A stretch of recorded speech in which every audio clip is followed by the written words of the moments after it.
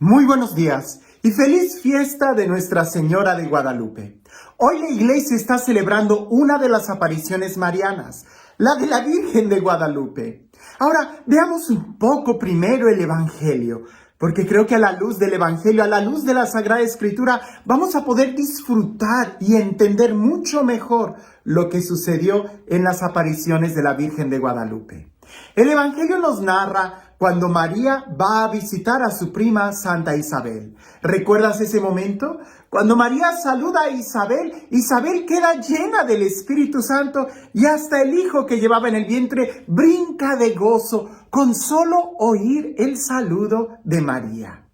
Claro, no es algo que nos deba de sorprender mucho, si el mismo ángel cuando saluda a María la llama la llena de gracia, la llena del Espíritu Santo.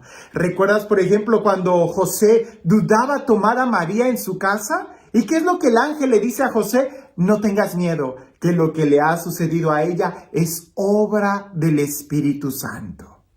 Eso es en el Nuevo Testamento. Si reflexionamos algunos de los textos del Antiguo Testamento que nos hablan de esas especies de epifanías o de encuentro que algunos han tenido con Dios, recordar por ejemplo a Moisés, cuando subía a la presencia de Dios y que pasaba mucho tiempo en oración, ¿no dice la Sagrada Escritura que bajó con el rostro radiante y que los que estaban ahí se daban cuenta de que él había hablado con Dios? Bien. ¿Qué no decir de María, la madre de Jesús? ¿Qué no decir de esa mujer que como una fiel israelita estaba guardando la promesa y en ella se hizo realidad? Aquellas profecías de antiguo que decían, mirad que la Virgen va a concebir y va a dar a luz a un hijo. Bueno, la misma imagen, pudiéramos nosotros decir así, de María en la Sagrada Escritura, ya nos está hablando de que Dios no abandona a su pueblo, de que Dios es fiel a sus promesas y cuida de todos sus hijos. Ahora, el Evangelio, la buena noticia del Evangelio, no era solamente para hombres de una sola raza, como lo era en el Antiguo Testamento. En el Antiguo Testamento, la fe era solamente para los judíos. Si tú no eras judío, no recibías las promesas de Dios. Pero resulta que en el Nuevo Testamento, en el Evangelio, esas promesas se abren para absolutamente todos. Todos, de toda lengua, de toda raza. Y es ahí donde nosotros podemos ir viendo cómo el Evangelio se tiene que predicar a todas las naciones. Y el Evangelio es la buena noticia de que Dios nos ama, de que tenemos un Dios vivo y verdadero que nos ama. Ahora me vas a decir, bueno, padre, sí, pero háblenos de la Virgen de Guadalupe. ¿Qué es lo que sucedió? Hablar de la Virgen de Guadalupe es precisamente hablar de una forma de evangelización única y particular, de una manera de evangelización completamente efectiva y, pudiéramos decir, hasta un modelo para nuestros días aún sobre cómo evangelizar. Porque los españoles misioneros, si bien es cierto, de una u otra forma llevaban consigo la encomienda de evangelizar a estas nuevas regiones que ellos estaban descubriendo, lo hacían a golpe de espada. Lo hacían de una manera obligada. Si tú no aceptabas el Dios de los cristianos, a golpe de espada te tenían que hacer creer que Jesús era el Señor. Obviamente, así no entra. El amor jamás va a entrar a golpe de espada, a golpe de sangre, no. En la Virgen María nosotros vemos que lo que la fuerza de la espada nunca logró convencer el corazón, lo vino a hacer una caricia de un toque maternal en María. Ahora, veamos un poco el contexto histórico. Europa estaba sufriendo. Era una época de guerras, era una época de mucha hambre en Europa. De ahí la necesidad de tener que encontrar nuevas rutas para llegar a las Indias y tratar de tener nuevos comercios. De ahí es que se descubrió, tratando de sacar nuevas rutas, todo el continente americano. Europa estaba en una gran necesidad. Y al llegar a estas tierras se dan cuenta de la abundancia de comida que había. Pero no todo era bueno en estas tierras. Así como Europa tenía esa crisis económica, pudiéramos decir, esa crisis social que estaba sucediendo, así también en estas nuevas tierras había mucho pan, había una estabilidad económica quizás muy buena, pero el pueblo estaba sufriendo mucho y basta leer todos los artículos relacionados a que el pueblo estaba muy en descontento con los dioses que tenían. Y dioses falsos, por supuesto, ¿no? Pensar, por ejemplo, en el dios Huitzilopochtli o en el dios Quetzalcóatl, que a estos dioses falsos exigían sacrificios humanos y pareciese que eran insaciables. Aunque la sociedad vivía muy bien, ellos tenían que estar ofreciendo continuamente sacrificios humanos. Y eso empezó a cansar mucho al pueblo. Vivían en una estabilidad económica, pero con una carencia y con un miedo a que quién va a ser el siguiente que va a tener que ser sacrificado. Es ahí donde cuando ellos escuchan el Dios que los españoles les traen, por un lado es un Dios de esperanza, por un lado sí, suscita en muy pocos de ellos el amor y el querer conocer a ese Dios libertador, a ese Dios que perdona, a ese Dios que en lugar de quitar la vida, les da la vida. Pero por otro lado no entendían cómo ellos se afanaban tanto en cosas materiales, porque ahí fue donde junto con la evangelización también los españoles empezaban a hacer un saqueo tremendo de todas las riquezas naturales que tenían estas tierras. Entonces, ¿cómo poder creer al evangelizador que les está hablando de Dios y al mismo tiempo les está robando sus bienes? ¿Cómo poder creer de ese Dios que ama y perdona, que cuando no le sirves te cae la espada? Entonces, los indígenas estaban también sufriendo y estaban en un gran descontento. Por un lado, por sus propios dioses, por sus propias raíces, que esa cultura ya los estaba oprimiendo. Y por otro lado, porque habían puesto la esperanza en aquellos forasteros que venían hablando de un Dios de paz, que a la hora de la lucha, de la conquista, también se dan cuenta que dejan mucho que desear. Es ahí donde sucede el milagro guadalupano. Y lo voy a decir de esta manera, ese milagro sigue sucediendo el día de hoy. Pues cada vez que nosotros contemplamos una imagen de la Virgen de Guadalupe, en realidad no estamos contemplando una imagen, es un códice que tiene la figura de una mujer, pero es un códice, mucho menos es una fotografía. Cuando yo me refiero a códice, es que los indígenas, los náhuatl, cuando ellos lo ven, ellos entienden lo que la imagen les está diciendo. Ahí, pudiéramos decir, es un evangelio pintado a colores.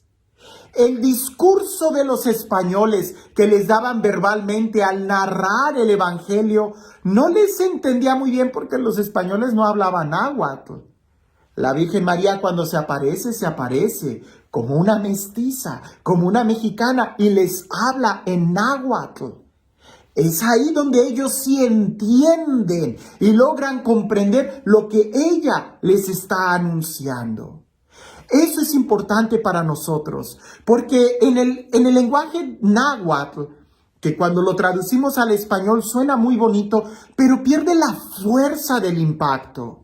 María no se presenta a ella misma. María está presentando a su hijo. María está hablando de su hijo. Y la forma náhuatl como presentan a alguien es precisamente dando un poco de referencia. Es como diciendo, yo soy el mensajero de. María cuando dice, yo soy la madre del verdadero Dios por quien se vive.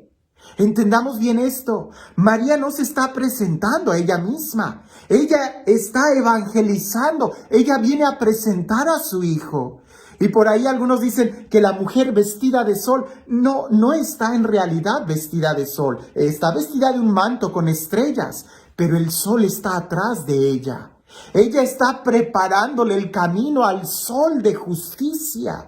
Está preparándole el camino a su hijo. Y hablar de todo el códice, entrar con todos los detalles que tiene, llevaríamos mucho tiempo, pero vale la pena. Porque hay algunos aspectos que en nuestra cultura occidental no se entiende, pero el indígena náhuatl lo logró comprender. Por ejemplo, para ellos, una mujer casada era una mujer que se hacía trenzas. Una mujer después de ser comprometida y que tenía relaciones sexuales con su marido, se hacía una trenza. Ya no tenía el pelo suelto. María, si tú la observas, tiene el pelo suelto y con un partido a la mitad, lo que significa que ella es virgen. Ella pudiéramos decir literalmente, es virgen. Pero también la postura que tiene con el cinto arriba de su vientre significa que ella está esperando un hijo. Esa es la mejor anunciación del Evangelio, pudiéramos decir, el mejor anuncio del Evangelio. La madre tierna que viene a hablar, la madre que trae un mensaje de esperanza, un mensaje de vida, la mujer que va a dar vida, no que la va a tomar, sino que da vida como madre, pero también ella de una manera particular con el mensaje que trae. Otro aspecto importante que pudiéramos ver son el juego de las manos. En una mano, la mano es redondeada, muy de indígena. La otra mano es una mano estilizada, muy alargada, muy española. María está juntando las dos culturas.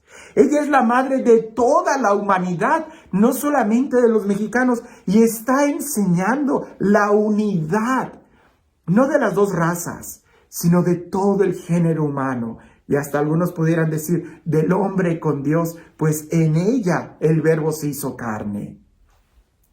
Lo importante, y quisiera yo que nos quedáramos con esta idea, el mensaje guadalupano sigue siendo un mensaje nuevo para nosotros.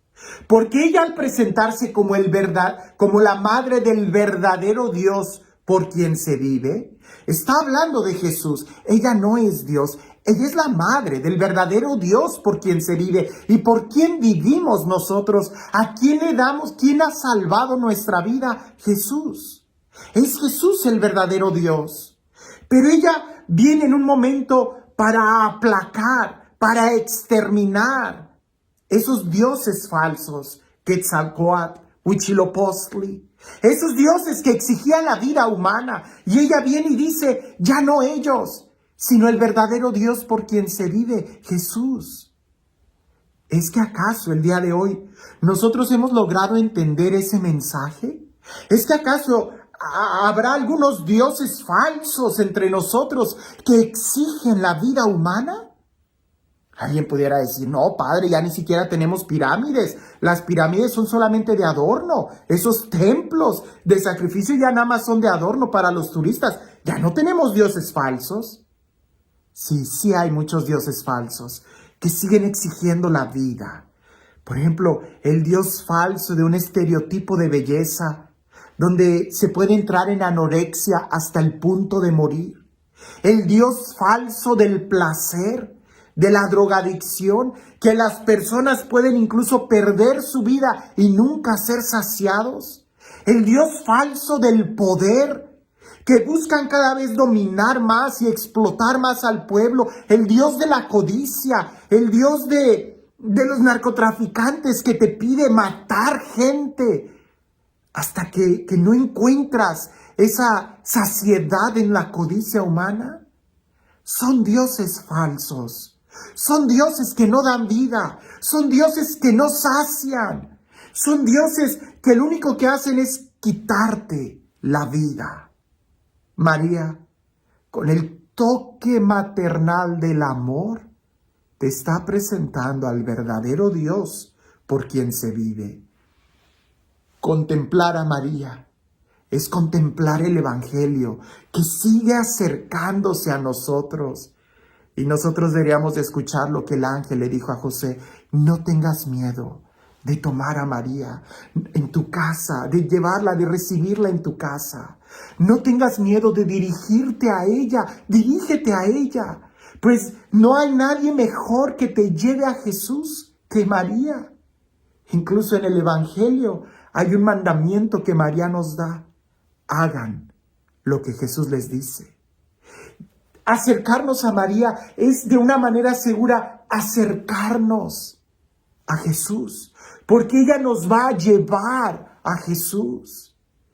Incluso en el Evangelio, ¿recuerdas cuando los 3 reyes magos en el Evangelio, aquellos magos de Oriente, sabios de Oriente, le regalan a Jesús oro, incienso y mirra? Jesús era un bebé. Y a ellos se los dan a Jesús. Te pregunto, ¿quién cuidó de esos regalos? María.